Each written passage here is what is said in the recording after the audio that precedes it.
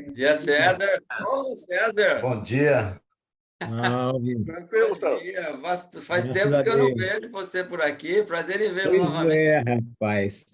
Eu tenho tido alguns compromissos aos sábados, hoje calhou de não ter. Então, vou poder estar aqui com vocês com satisfação. Legal, um bom dia para você. Aí você está no Rio de Janeiro, né? Isso. Legal. Isso. Bom dia para todos aí. O nosso país está representado norte, sul, leste e oeste aí. Que Tá maravilha. legal. Bom dia aí, acho que eu estou vendo já, Roberto, Miguel, Fritz, hein? Isso. Zé Carlos, que bom. O Márcio, Ah, tá ali o Luiz. Paus. Opa, beleza, César? Beleza, graças a Deus, Antônia, tudo bem, que bom. Legal. O Fitz, em hora que você estiver pronto, podemos começar, tá bem? Ok. Só umas palavrinhas antes, se você me permite. Sim, claro, evidente, né? O Reinaldo está na exposição no Rio de Janeiro e eu vou ficar com o host do Zoom, mas ele entra a qualquer momento porque ele está na tela também. Queria agradecer a presença do Márcio, que eu vejo pela primeira vez aqui, o César por estar retornando, o Roberto e aos demais, mais uma reunião do CTC virtual, e hoje teremos o Fritzen, que tem colaborado conosco aqui sempre que possível, e hoje vai falar sobre um tema da série brasileira de selos Vovó, 1920 a 1941. O tempo é todo seu, o Fritzen, fique à vontade. Guerra, muito obrigado pelo convite. Estamos sempre tentando colaborar com o CTC. Eu acho que é importante esse tipo de participação virtual, a gente manter um arquivo sobre um pouco de filatelia, um pouco de a gente trocar um pouco de informações. Primeiro, nosso agradecimento muito especial ao Dr. Elion, tá, que é recentemente falecido, foi um grande mestre para a gente, um dos grandes incentivadores do CTC, foi uma das pessoas que me levaram para a filatelia temática, não podendo olvidar de que tem um passado também dentro da filatelia tradicional, e, em especial, o agradecimento às nossas entidades maiores, né? Tanto a FEBRAF a nível nacional, como a FIAF a nível de América e a FIP a nível internacional. Eu acho que a gente tem que sempre referendar as nossas entidades maiores. Um pouquinho da série Vovó. Só para lembrar, quando eu comecei a colecionar selo, isso estamos falando lá no começo dos anos 70, eu ainda estava no colégio, estava estudando ainda, e eu consegui um estágio na época. E eu ficava nesse estágio, eu tinha 2 dias da semana, que eu tinha as terças e quintas-feiras, eu ficava numa sala, completamente trancado, sem fazer absolutamente nada. Minha função era atender telefone e agendar horário. E nessa sala, absolutamente uma sala sem nenhum atrativo, apenas uma mesa, cadeira, nem vista para o exterior tinha, tá? A janela dava para um paredão, e eu podia me dedicar a qualquer outra atividade que quisesse, desde que atendesse o telefone. Tá? Nós estamos falando disso nos anos 70, e ainda as linhas fixas de telefone, era muito usual a gente ter esse tipo de experiência. E eu estava começando com a filatelia, e resolvi que esses 2 dias da semana eram dias que eu podia me dedicar integralmente à filatelia. Seria advogado, amor. As primeiras coisas que eu resolvi fazer é aprender a mexer com selos. E para mexer com selos, me dediquei. Bom dia, está no ar o Depois Melhor, aqui pela Rádio Bandeirantes, FM 90.9, AM 840, pelas emissoras... Sumiu o som. Estamos também nos aplicativos. Sumiu o som e entrou um rádio aí. Sumiu o som, Fritz. Ok? Agora sim. Melhorou? Voltou, Fritzen. Voltou. Eu estava contando, então, que eu tinha terças e quintas livres, tendo... E a minha primeira escolha foi a série Vovó para mim poder estudar. Então, me dediquei muito, foi mais de um ano estudando 2 dias por semana, vi muita filigrana, cheirei muita benzina nesse processo, tá? E aprendi. Assim, o meu interesse maior era aprender sobre o tipo de papel, o tipo de coisa. A minha curiosidade era sobre o selo em si. Não tanto a classificação, era um aspecto secundário do selo. Mas só para dizer que nesses, vamos dizer, mais de 50 anos que eu tenho estudado a série Vovó, nunca montei uma coleção, não pretendo montar uma coleção, acabei me dedicando a outras áreas dentro da filatelia, mas como a primeira paixão a gente nunca esquece, voltamos a ela. Tá? Então, voltamos lá à série Vovó e voltamos lá. E mesmo porque todos nós agora já estamos numa faixa etária um pouco mais avançada, esquecemos um pouco das netinhas, das bisnetas, né? E pela nossa idade e proximidade já estamos mais juntos com as vovós mesmo. Então, estamos retornando ao passado, voltando a essa série que circulou de 1920 a 1941. E só para lembrar, a gente vai fazer um apanhado geral da série. Essa série, durante mais de 20 anos, ela foi impressa aqui no Brasil, na Casa da Moeda, e estamos falando de 100 a 80 anos atrás, no mínimo. Nesse período, a qualidade da Casa da Moeda não era tão rigorosa assim. Então, lembrando, determinadas nuances de cor entre os selos são perfeitamente normais. Não são consideradas variedades, não são consideradas algo excepcional.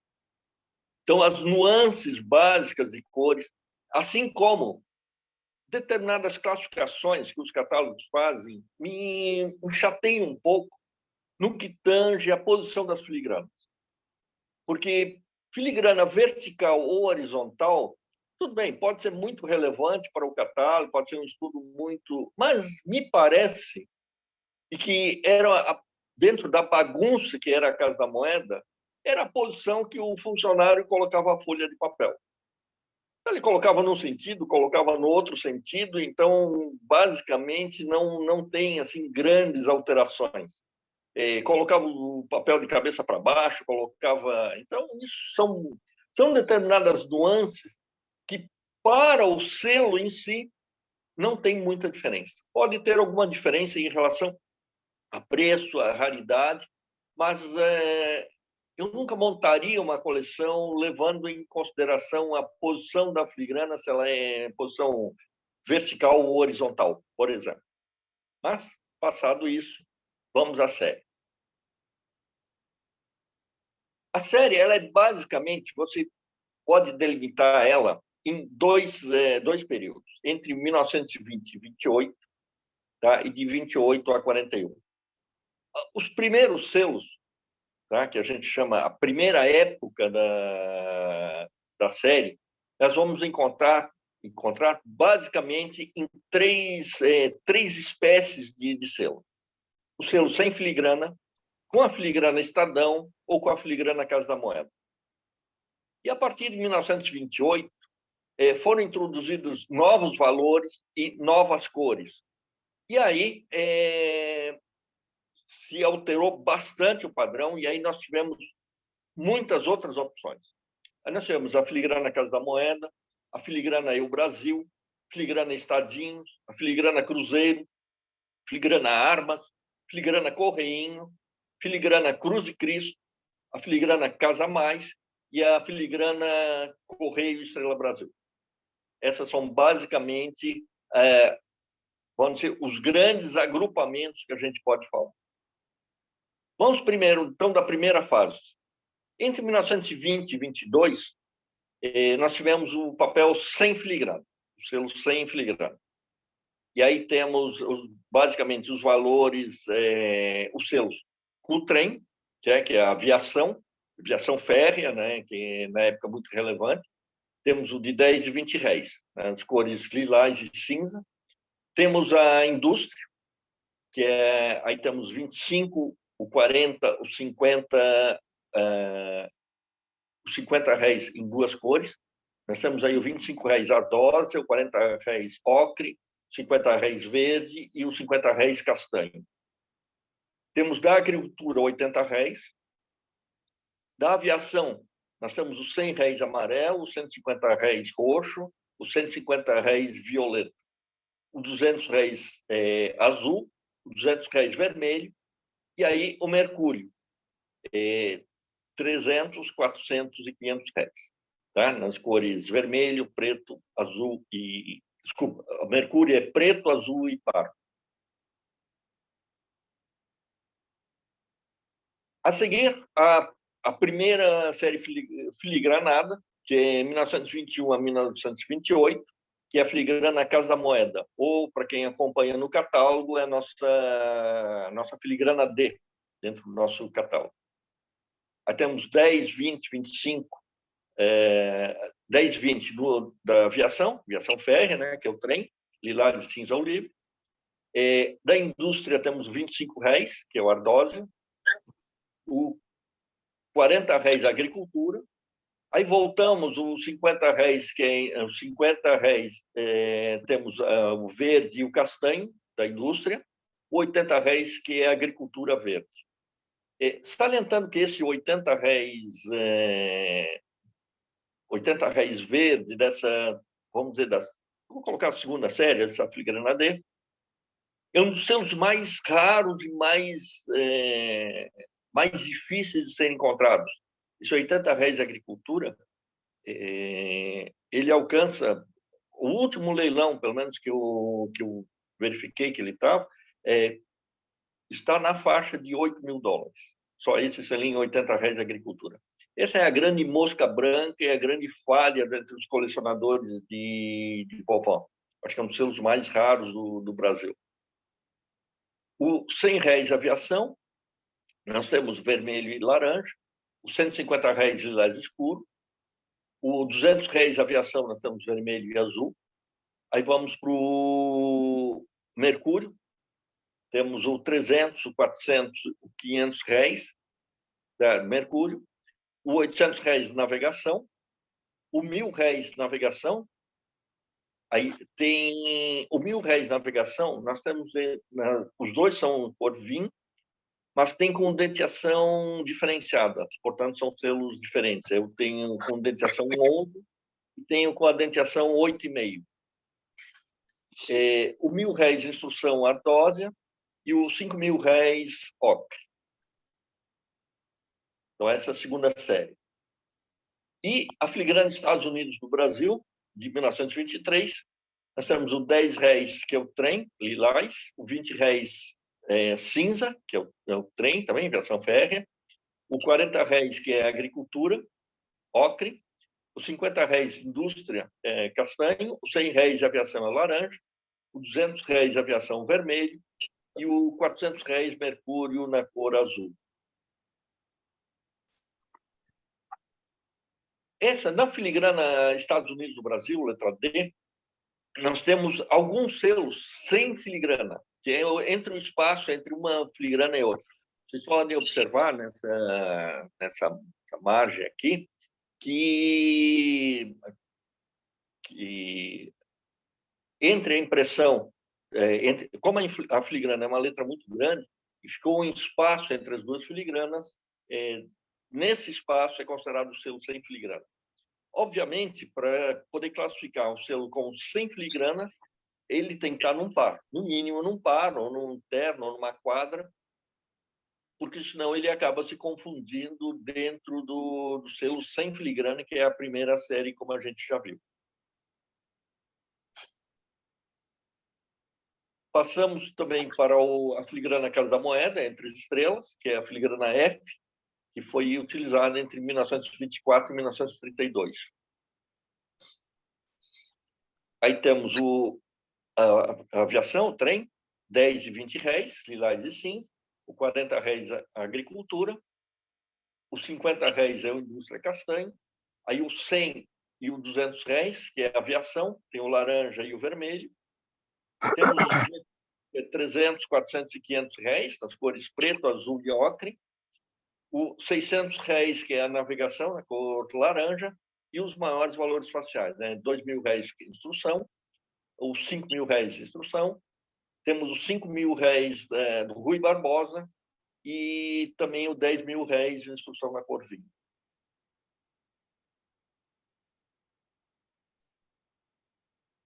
A filigrana Casa Moeda de 1928, já com as novas cores. Essa aí é com dentiação 13,5 por 12 e 3/4. Aí temos a aviação, temos o 20, o 50, o 100, o 200 réis, as cores ardósia, vinho, verde e oliva. Só salientando que dessa série, os 50 réis, ele tem uma dentiação um pouco diferente, que é a dentiação 13 por 12,5, não na 13,5 por 12 e 3/4, como os demais exemplares dessa série. Temos o mercúrio aí, 300, 400, 500, 600, 700 e 1.000 réis, tá? Que completa essa série com as novas cores. A filigrana H, que é a filigrana Eu Brasil, de 1929, tem o 20 réis de aviação, os 50 réis de aviação e os 100 réis e 200 réis de aviação. A seguir, os mercúrios, que é 300, 400, 500, 600, 700 e 1.000 réis. A filigrana Eu Brasil, que é a filigrana I, é de 1929. Aí temos o 20 réis, o 20 e o 50 réis, que é a aviação, ardósia e vinho. E o mercúrio, nós temos 300, 500 e 1.000 réis. A filigrana Estadinhos, que é a filigrana J, para quem está acompanhando no catálogo. Essa filigrana J... Deixa eu só voltar. Como é que eu faço aqui para voltar?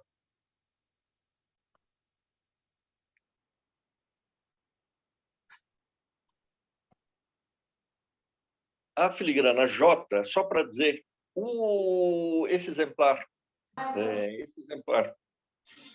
o exemplar de 5.000 réis do Rui Barbosa, violeta, ele só existe um conhecido. Tá? Ele foi descoberto agora faz pouco tempo, deve fazer uns 4 ou 5 anos que foi descoberto. Tem carimbado, tá? Ele tem um carimbo aparentemente de favor, e o catálogo do Peter está algo como $12.000. Tá? Eu não tenho o catálogo aqui na mão, mas é algo, esse valor de $12.000. A filigrana K, que é 1931 a 35, temos o 10, 20 réis de aviação, o 25 réis é indústria, e volta a aviação, 2 valores de 50 réis, que é o vinho e o verde, o 100 e o 200 réis, as cores amarelo e carmim. Temos aí o Fé e Energia, que é vermelho e roxo. Aí, a partir de então, temos os mercúrios, 300, 400, 500, 600, 700 e 1.000 réis mercúrio. Na filigrana F, nós temos novas cores, dentiação 9, são valores altos da série. Esses valores são o de 2.000 réis de instrução, os 5.000 réis Rui Barbosa, a cor azul, e o 10.000 réis de instrução na cor vinho.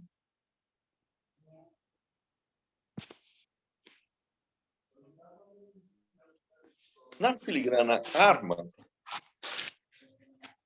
somente o 10.000 réis, tá? Que é vinho, cores, e esse aí é o Brasil não é. Então, Mais tarde vão encontrar o Brasil no museu.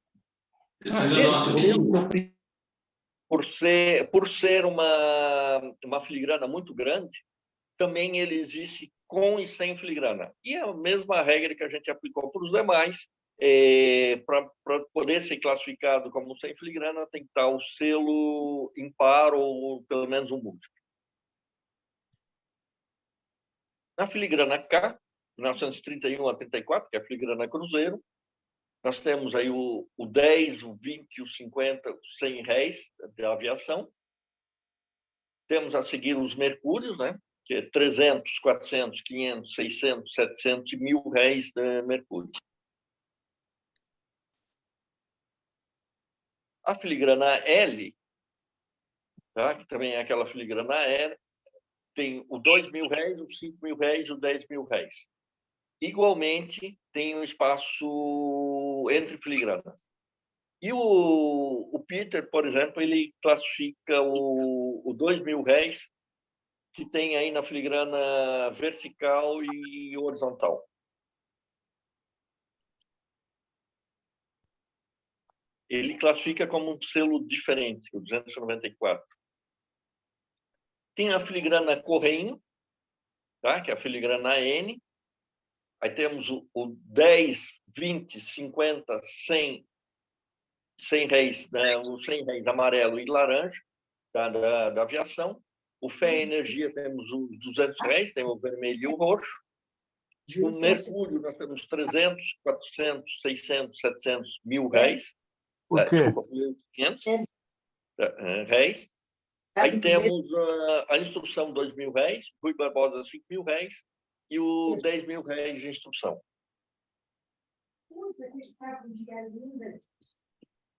A filigrana M, que é a filigrana Cruz e Cristo, nós temos a aviação 50 e 100 réis nas cores amarelo e laranja, com a aviação. Mercúrio 300, 400 e 500 réis. A filigrana O é a casa mais da moeda, casa mais da mais moeda mais Brasil. Temos o 10, o 20, o 50 e o 100 réis aviação. O 200 réis Fé e Energia. Você tem pegado receita. 400, o 600 e o 1.000 réis. A filigrana P, que é a filigrana Correio Estrela Brasil, nós temos aí a aviação. Nós temos o 10, o 20, o 50 e 2 de 100 réis. 100 réis tem o amarelo e o laranja. Tem o 200 réis Fé e Energia. Os mercúrios, 400, 600 e 1.000 réis. Só para diferenciar, quando nós estamos falando do Rui Barbosa, isso já é uma classificação antiga. Tá? Logo que sair o selo, já tem os primeiros estudos a esse respeito do Rui Barbosa, como existentes 3 chapas do Rui Barbosa. E ele o Rui Barbosa é observado no colarinho, na gravata do colarinho.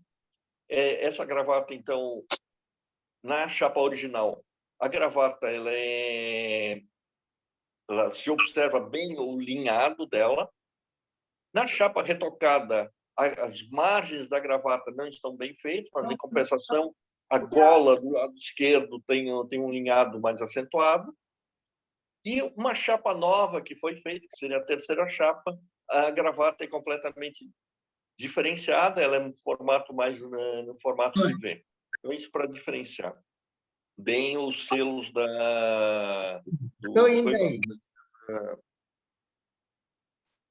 E agora a parte que eu acredito seja mais interessante, eu acho que é um estudo mais interessante, mais atraente para todos. E aí interessa não só a filatelia tradicional, mas também a filatelia temática, porque esses selos são altamente temáticos e podem ser muito bem utilizados. Eu classifico isso como variedade e acidente. Nós vamos pelos seus tipos. Tá? Então, independente, os selos tipo, eles têm várias... por exemplo, o 10 réis ele tem várias filigranas e vários papéis, e essas variedades que se chama atenção agora, elas são utilizadas nas diversas emissões que tiveram. Ou seja, é uma coisa meio assim, habitual.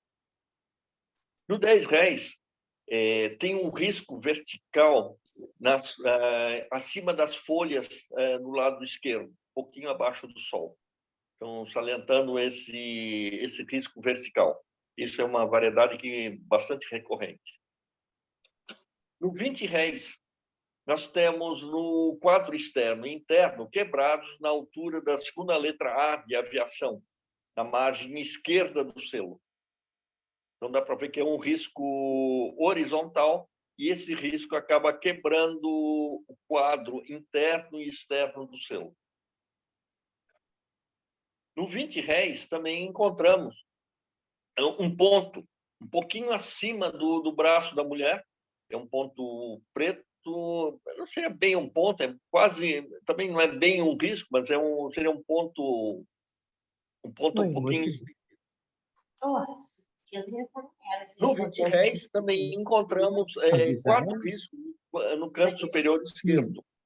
Tá? Eles formando como se fosse o raio do sol ali. Tem a continuidade desse raio do sol ali, esse risco no canto superior esquerdo. No 20 réis, também é muito constante, abaixo do quadro, se vocês observarem, entre o picote, um pouquinho acima do picote inferior, esses riscos horizontais. Esses riscos horizontais, no início eu achava que isso era somente uma sobra de tinta, mas depois se observou de que eles parecem ser muito constantes, eles aparecem com muita frequência, esses riscos seriam vamos dizer, na borda do selo, né? Na borda inferior do selo.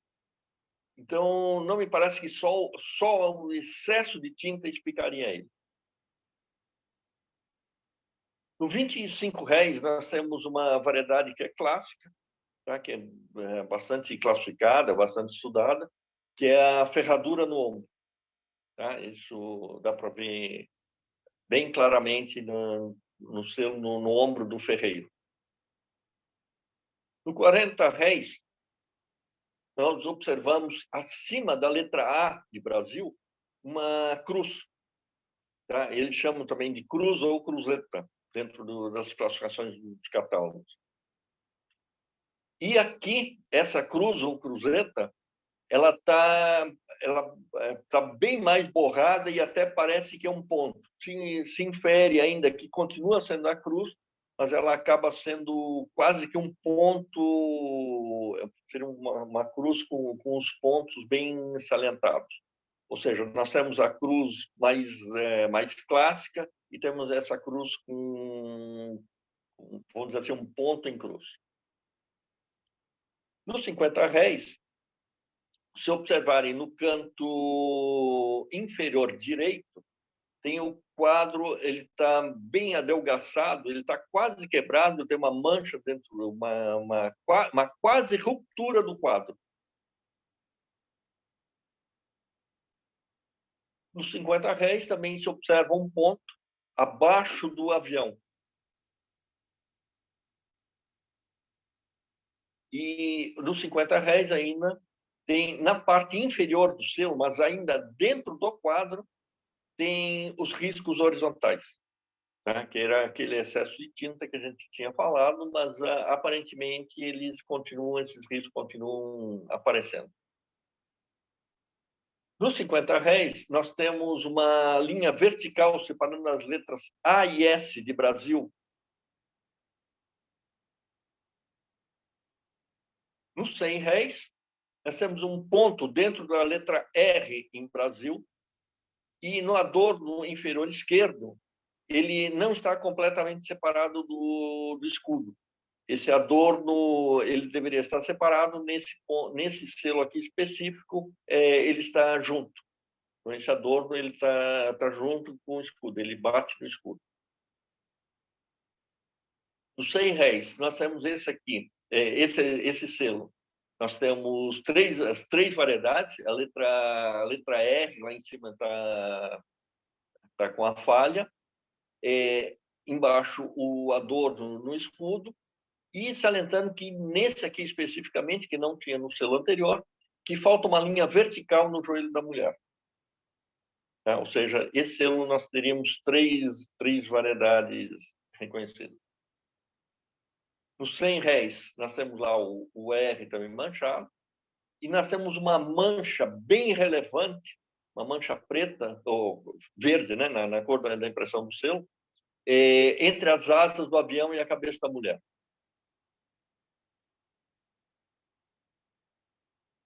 Os 100 réis, esse em vez de correio, nós temos CC Reio. Tá? A letra O de correio está falhada.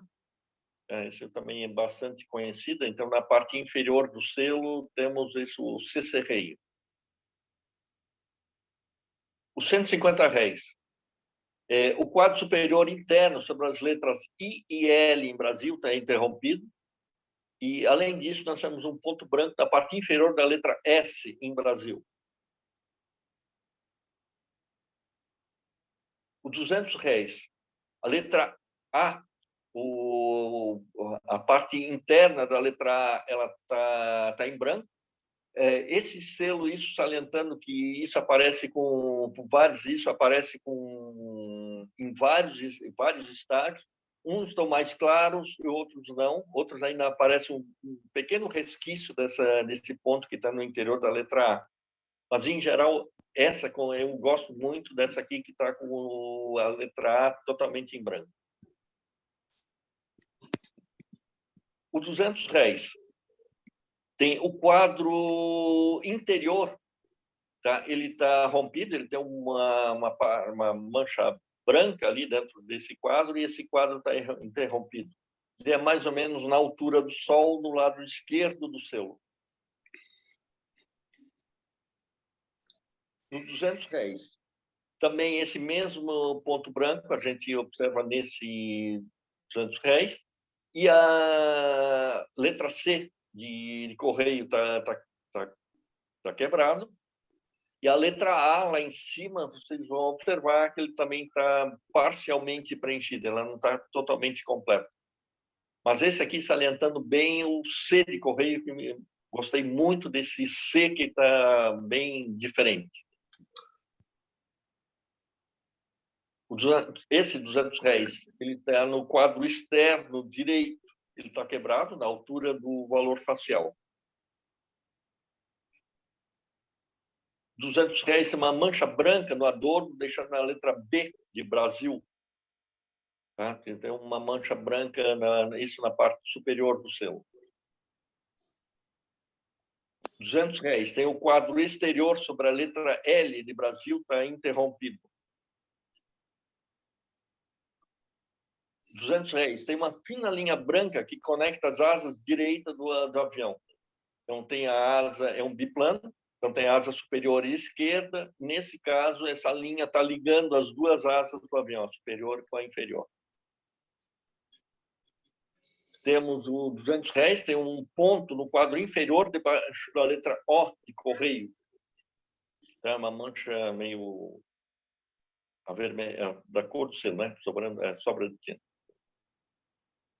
200 réis, se observarem nesse parzinho, é o selo do lado esquerdo, que é o quadro esquerdo quebrado na metade do selo, tá? Isso no selo direito, e o selo da esquerda tem uma mancha no quadro superior esquerdo.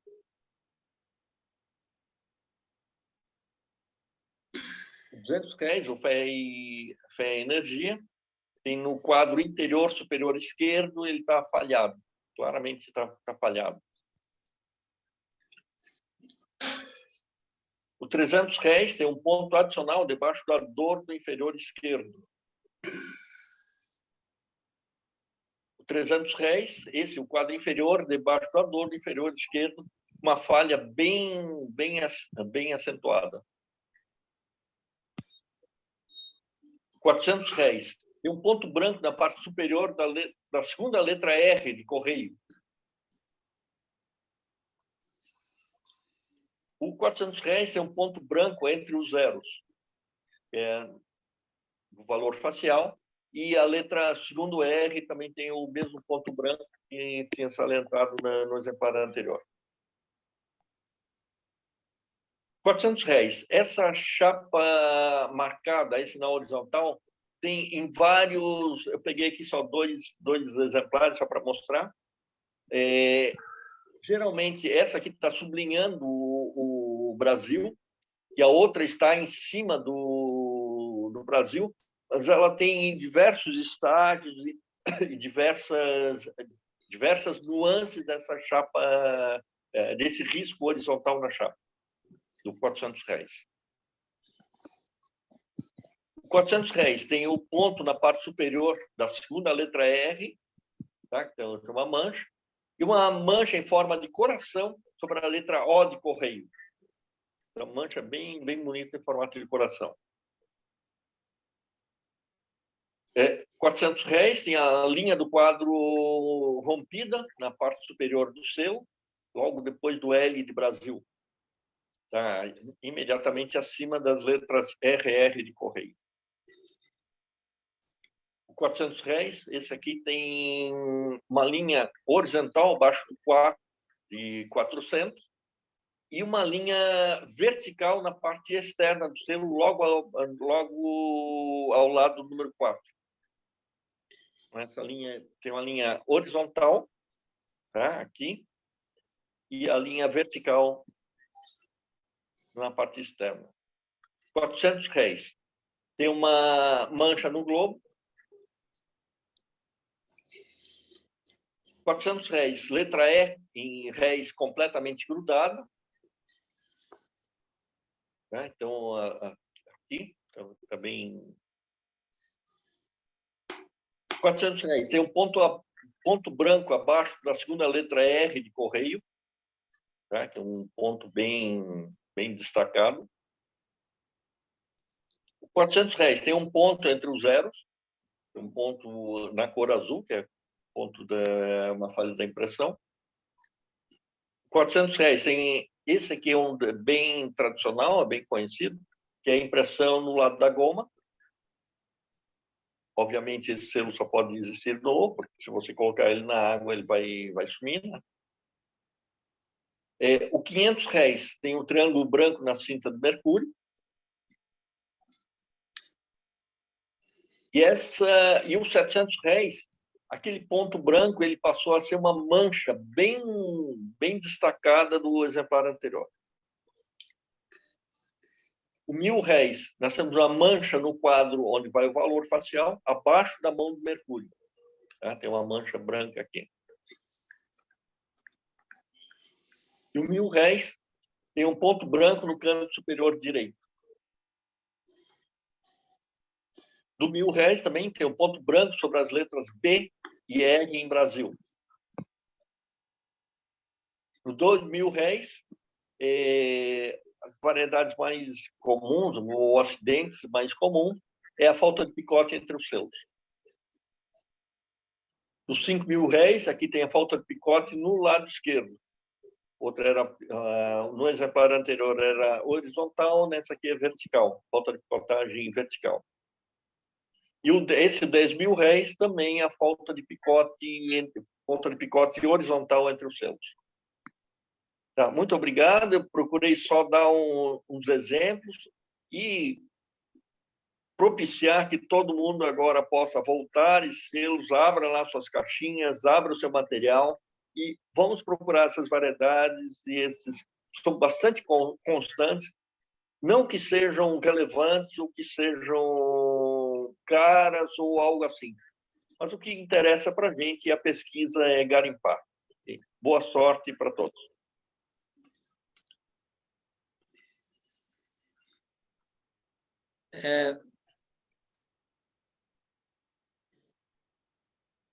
Eu fechei o áudio de algumas pessoas por conta da interferência no som, mas quem quiser falar, abre individualmente e tal, ou eu posso fazer aqui.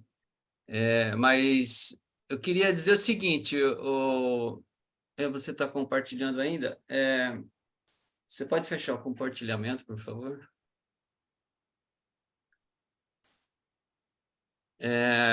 Eu tenho bastante desses selos, todos acho que tem, né? Todo mundo começou e guardou esses selos lá. Aí você estava dizendo sobre a qualidade da impressão, né? Eu tenho assim comigo que a qualidade da impressão eu acho é o que favorece todo esse exercício, né? Olha que trabalho bonito esse de estudo que você fez a respeito desses selos. Se não fosse isso, Fritz, eu acho que não seria nem possível, né? Se eles fossem tão perfeitinhos, né? Tanto na impressão quanto a qualidade deles, da tinta ou do papel, do filigrana e tudo mais. Eu tenho alguns aqui, e aí a curiosidade, nunca percebi que pudesse ser feito algo nesse sentido, né? De ter esses detalhes de variedades e tudo mais. Até eu estava anotando aqui esses selos de instrução que você tem aí, que você falou, não esse último de 10 mil, eu acho que não, mas os outros de 1.000 e de 2.000 réis, que tem filigranas aí, a D, o Z, o S, o L, até o N, eles têm uma variedade na escrita do Brasil com S e com Z, né? Isso, exatamente. Exato. Eu até tinha separado alguns aqui lá, há muito tempo atrás, essas nuances que você falou agora me chama atenção. Eu tenho guardados alguns em que tem o mesmo valor facial, mas pode ser que eles foram impressos nesse período que você está falando, de 20 a 41, e que proporcionou a troca do S pelo Z. Isso também é considerado uma variedade? Não, não é uma variedade. Na verdade, isso é um selo diferente. O selo com S é um selo, o selo com Z é outro selo diferente. Isso, o que eu considero como variedade são as falhas constantes existentes. Há muito, né, nesses selos, há muito acidente de picotagem, há muitas, o que a gente chama de orelha, que é aquelas margens, as margens dos selos que foram dobradas, e aí ele foi picotado, quando você desdobra ele, aí tem o... Então, isso é um acidente de impressão. Há muito plié, né, nesses selos. Agora, o que estava procurando, que eu acho que facilita para garimpar, exatamente são falhas constantes. Então, falhas de impressão constantes, essas sim que são relevantes, e eu acho que isso que merece um estudo um pouquinho melhor. Na verdade, isso agora é só um start, tá? É só para deixar registrado e as pessoas começarem a procurar e começarem a verem esse tipo de detalhe. Acho que é isso que é bonito dentro da filatelia. Só me permite continuar e eu encerro já para não monopolizar em mim aqui. Eu tive vendo assim que a impressão, ela às vezes ela está descentrada para a esquerda, para a direita. É a impressão que foi descentrada ou o picote que foi... O picote eu acredito que é feito na página inteira e a impressão já foi executada anterior, né? Então, eu diria que é desfoque da impressão ou o picote que foi deslocado? Não, normalmente é na picotagem. Na picotagem. Isso, inclusive, é uma coisa que, quando eu comecei na filatelia, o que as pessoas antigas ensinavam para a gente? Que a gente devia buscar o selo bonitinho, o selo bem centrado. Que o selo descentrado é um selo de segunda ordem, tá? Que era uma qualidade inferior. Então, dentro da coleção, a gente buscava o selo centrado. Hoje, que a gente se infere, especialmente após a pandemia, com essa proliferação de leilões virtuais, que selo descentrado está sendo vendido como variedade. Tá? O que é completamente absurdo, estão vendendo por preços absurdos, que é um selo que a gente aprendeu como selo de segunda qualidade, segunda escolha, que não é a primeira escolha, e hoje estão sendo vendidos. É evidente que quando há um deslocamento acentuado, quando pega um exemplar do lado, tal, aquela coisa, isso sim é considerado uma variedade. Agora, não um selo simplesmente descentrado para ser considerado como variedade.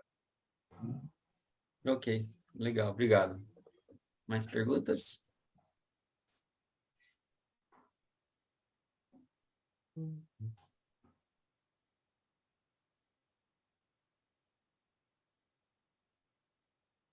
Alguém tem mais alguma pergunta? Alguma coisa?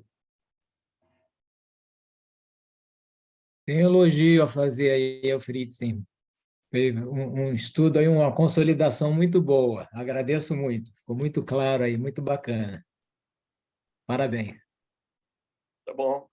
Não, estamos todos juntos. Na verdade, a gente está querendo é trocar figurinha, todo mundo trocar um pouco de informações e dizer, quando você mexe muito com esse tipo de selo, você acaba observando detalhes. E filatelista é aquele cara chato, né? Que vai em cima do detalhe. Ô, Fritzen, você tem um conhecimento grande dessa emissão, tal. Você citou no começo que nunca pensou em expor nem nada, mas não seria interessante montar daria uma coleção de 8 quadros fácil ou não? Fácil. Fácil. Fácil. Eu já vi aqui numa exposição, acho que foi numa... Daria, sim, tranquilamente. Eu acho que foi numa eu me lembro- Arbrafex, aqui em Porto Alegre, uma exposição, eu não me lembro se eram 5 ou 8 quadros, mas era uma grande exposição e com variedades assim incríveis, né? Uhum. Na época, já achei que ele foi muito mal valorizado, que a pessoa já, selinhos comuns aí, certo? Sei lá, os juízes não valorizaram o trabalho que foi recolher tudo aquilo, e expor e catalogar, né? Todo aquele trabalho. Eu, na época, já fiquei impressionado porque ela não foi muito bem avaliada. E era uma grande coleção de vovó. Tem que ver a originalidade e como que o colecionador fez. Eu me lembro que tinha uma coleção no Rio de Janeiro, tá? Que é especificamente de vovó. Mas não são comuns. Essas coleções, vovó, netinha, bisneta, não são coleções comuns, não são coleções que aparecem todo dia. Aqui é General Carneiro, ali, ó. Ô, Fritzen, qual é a possibilidade que a gente tem, né? Acho que tem um microfone aberto aí. Qual a possibilidade que a gente tem, em função de todos esses detalhes, né, que você trouxe aí para a gente, da gente ter isso, digamos assim, marcado no posicionamento da folha? Você tem acesso a folhas completas para saber onde é que essas variedades ocorrem, ou isso ainda é uma coisa difícil? Eu te falo isso pelo seguinte, você citou a bisneta, né? A bisneta, a gente tem uma possibilidade, porque o acesso a folhas completas da bisneta ainda hoje não é uma coisa tão difícil. Você consegue as folhas completas e, com isso, eventuais, né, defeitos de chapa, variações e tal, você consegue, eventualmente, marcar na folha. Como é que é isso nessa emissão? Seguinte, os valores mais baixos tem algumas folhas, aparecem algumas folhas disponíveis por aí. O grande problema é quando a gente esbarra nos valores altos. Os valores altos eram altos na época, eram muito acima de porte. Imagina, um selo de 10 mil reais. Tá? Um selo de 10 mil reais era muito caro. O uso dele era basicamente para correspondência aérea, como complemento do porte, aí nos anos, estamos falando dos anos 30, né? Ou, eventualmente, nos vales postais. Você não encontra carta de 10 mil reais circulada, assim, dando sopa, ou folha de sopa dando sopa por aí. Ok. Mas nos valores menores, você entende que é possível fazer esse estudo, Sim. né? Sim, Okay. Nos valores menores é possível. Sim, até os 400 reais é relativamente fácil. Nos demais, aí já começa a complicar. Legal. Você mostrou muito, né, Fritzen, o selo, né? Você também tem o hábito de juntar, digamos, o selo postalizado em carta? Você consegue fazer esse estudo?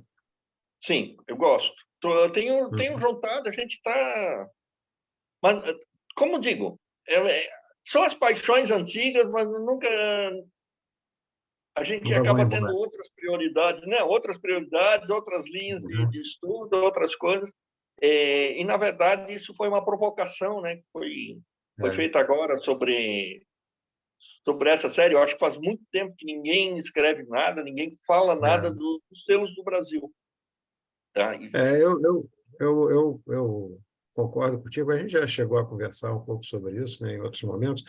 Eu acho que a gente explora muito pouco o selo regular brasileiro da República, né? As emissões regulares brasileiras da República, o que é uma pena, porque existem assim estudos fantásticos que podem ser feitos com a vovó, com a netinha, com a bisneta, com os presidentes, com as mulheres famosas. É uma quantidade absurda, né, de coisas que você pode descobrir ali em termos de variedades, variedade de papel, defeitos de chapa, defeitos de impressão. Isso se estende pelo menos até aquela emissão que o pessoal chama de chinelo, né, aquele numeral ali da década de 70. É uma riqueza gigantesca para você praticar essa filatelia tradicional, mais tradicional mesmo, né? Que é o estudo mais específico do selo, né? Eu sou fascinado por isso, eu tenho uma coleção da bisneta, né, bastante avançada e tal, nesse aspecto, né? E estou tentando agora trabalhar as emissões pós-bisneta, né? Vamos ver se a gente consegue, aí, no futuro mais breve, trazer alguma coisa desse tipo, né? Uma contribuição que sirva eventualmente de estímulo para que outros se interessem também por esse material, que para estudo é um material muito rico e, comparativamente àquilo que você pode fazer em outras áreas, barato, né? Você consegue esses selos, se bobear, nego dá esses selos para vocês aí em certos volumes, você consegue comprar caixas de cartas, ainda se consegue isso, se você tiver um pouco de paciência, né? Então, isso abre aí uma perspectiva de estudo, né, que eu acho super bacana, né? A gente deveria dar mais atenção a essas emissões. Muito legal esse teu trabalho aí. Tomara que funcione dessa forma que você está dizendo, né, de estímulo para alguém chegar e dizer, opa, vou pegar meu selinho lá, né, e tal. Porque, como você disse, todo mundo tem esse selo em casa, cara. Eu acho que é impossível aqui, nós temos, sei lá, quantas pessoas, umas 20 pessoas aqui, eu duvido que alguém não tenha uma caixinha com esses selos guardados, né? Isso é uma praga, de certa forma, né? Não, assim, no bom sentido, né? Eu estou querendo desvalorizar o selo, mas é uma praga, todo mundo tem esse negócio em casa, né? E aí fica lá na caixinha, fica lá guardado, fica lá no negocinho. Eu tenho aqui um montão, tenho carta, tenho selo, tenho até tentei, te confesso, separar, né? Mas até a classificação desse selo não é uma classificação fácil, né? Você tem que estar centrado nele, estudar ele mais especificamente, porque senão é um pouco enrolado. Tomara que Rubem, funcione e que apareça aí mais gente aí interessada em estudar isso. Muito legal. ô Rubem, você que faz história postal, esse período que o Fritz apresentou da vovó, daria uma coleção de história postal? Pô, sem dúvida. Sem dúvida alguma, cara. Houve muitas Sim. Você alterações. tem uma riqueza, Miguel, você tem uma riqueza de história postal nisso, até porque, como o Fritzen falou, você tinha selos de uso específico para correio aéreo, né? Você tinha os portes internos e portes posterior que variaram ao longo do período, você tinha portes diferentes para o exterior que você tinha que avaliar, dependendo para onde a carta ia, você pagava X, para ia para outro lugar, pagava Y. Então, sem dúvida alguma, cara, tem uma riqueza grande aí para ser estudado também, né? Com esse olhar aí da história postal, não tenha dúvida, não tenha dúvida. Interessante. Eu É queria, outra coisa que eu acho que a gente explora pouco. A estava história até postal do olhando, né? período Eu também republicano. teve uma época que eu comecei a mexer com esses. Aham. Eu tenho aqui umas quadras, umas variedades e tal, mas Todo mundo tem, cara. você acaba perdendo. Que todo mundo for lá, todo mundo tem. Vai achar ali esse Olha que negócio guardado em algum bonitinho esse. lugar. Olha que bonitinho esse aqui. Eu gostaria de dar parabéns aí pela exposição do Fritzen, né, Fritzen? E agora, ficou também animado aí, fiquei mais animado porque eu tenho uma caixinha aí, como todo mundo tem, né? Como falaram agora, acabou de falar, né? Eu estou com uma caixinha, deve ter uns 3.000 selos, mas sempre ficou guardado, nunca mexi neles. Teria essa aula que você deu hoje, tem esse material impresso para a gente poder acompanhar na hora de classificar uma caixinha dessa? Eu vou mandar para o CTC, tá? Eu mando aí para o Zé Carlos. Eu vou mandar essa apresentação e aí ele disponibiliza para todo mundo. Coloca lá à disposição, tá? Isso. Tá, ok. O vídeo a gente publica no canal do YouTube e se você autorizar, eu posso colocar no site. A apresentação solo também para utilização. Tá bom? É interessante, porque no meu caso eu nunca mexi com esse selo. Eu sempre recebia, né? Então, na hora de comprar, sempre vem um pouco deles, né? Então, eu nunca me especializei em olhados. Então, agora que eu estou querendo dar uma estudada neles, estou mexendo mais agora no bisneto, que parece que a bisneta é mais fácil do que esses aí. Mas eu gostaria de aprender e ver se, com o que foi falado hoje, né? Conhecer um pouco mais. É só isso. E agradecer a exposição de hoje, aí, da aula de hoje. Muito obrigado. Fritzen, te agradecer porque, primeiro, eu já tinha. Quando a gente começa na filatelia, a gente recebe, às vezes, selos, ganha eles, e aí a gente pensa primeiro que é tudo igualzinho, é tudo uma mesma coisa. E eu tinha visto uma boa apresentação sua aquele dia no Minha Oficina, e hoje, por exemplo, quando você traz essa apresentação e vem o Rubem, vem o pessoal trazer essas informações, a gente aprende um pouco mais, a gente vê que, tipo, a gente pode passar anos na filatelia, mas a gente tem todo dia a oportunidade de aprender um pouco mais. Então, gostei muito novamente desse tema da apresentação sua. Muito bacana mesmo. Muito obrigado.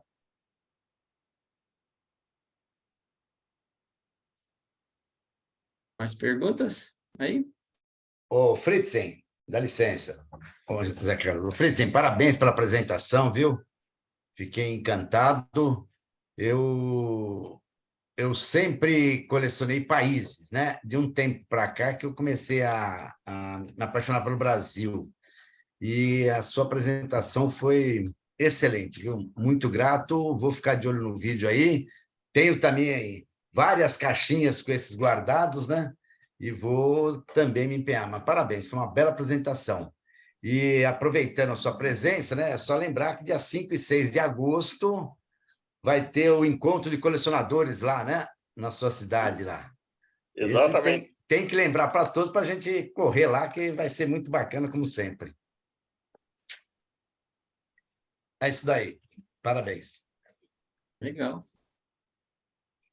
Mais alguma pergunta? Bom, aproveitar o embalo do Roberto aí e já deixar, mais uma vez, lembrando que em outubro, 35 anos do CTC, e estamos programando aí uma mostra filatélica, um programa todo durante 10 dias na Universidade Mackenzie, aqui de Campinas. Em breve vou fazer a publicação. A gente está acertando tudo, todo mundo sabe que é um negócio trabalhoso e tudo mais, mas a gente está fazendo aí com uma equipe bastante competente aí, e vai ser um ótimo evento aí para comemorar os 35 anos do CTC. Tá bom? Mais alguém quer se pronunciar? Mais alguma coisa? Eu gostaria de agradecer a todos.